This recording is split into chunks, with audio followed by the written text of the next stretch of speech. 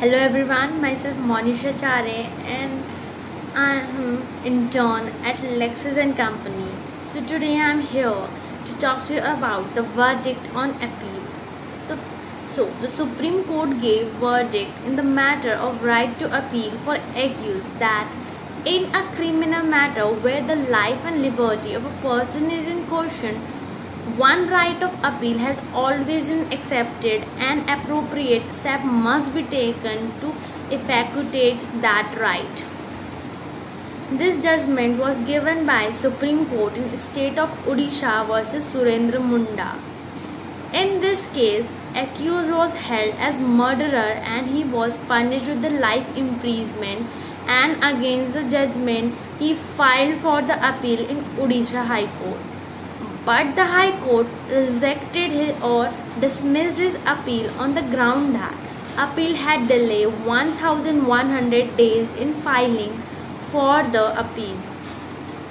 After this case, accused went to Supreme Court of India, where court noticed and said that High Court dismissing the accused appeal on the ground for delay is not right, as matter was not considered on the merit basis. The Supreme Court set aside the High Court order, and court said to the High Court to review this appeal again, and Supreme Court also said that the consideration on account of delay and limitation out not to neglect the right to appeal in hearing in an accused.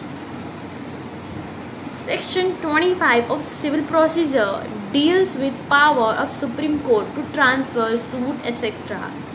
Power of Supreme Court to transfer suits, etc.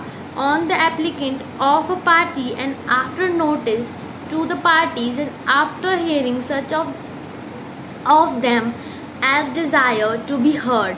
The Supreme Court may at any stage, if satisfied that an order under this section is expedient for the end of justice, direct that any suit, appeal or other proceeding be transferred from a High Court or other civil court in one state to High Court or other civil court in any other state.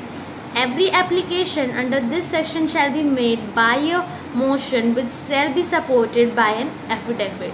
The court to which such suit, appeal or other proceeding is transferred shall subject to any special direction in order of transfers either retry it or proceed from the stage at which it was transferred to it. In dismissing any application under this section, the Supreme Court may, if it is of opinion that the application was frivolous or vexatious, and order the applicant to pay by way of compensation to any other person who has opposed the application such a sum not exceeding 2000 rupees as it considered appropriate in the circumstances of the case. The law applicable to any suit, appeal or other proceeding transferred under this section shall be the law which the court in which the suit, appeal or other proceeding was originally instituted ought to have applied to such suit, appeal or proceeding. With the power, Supreme Court can transfer civil suit, appeal or other proceeding to the state High Court or any civil court. But Supreme Court can only do this when he is satisfied that this is the only way to justice for the parties in verdict.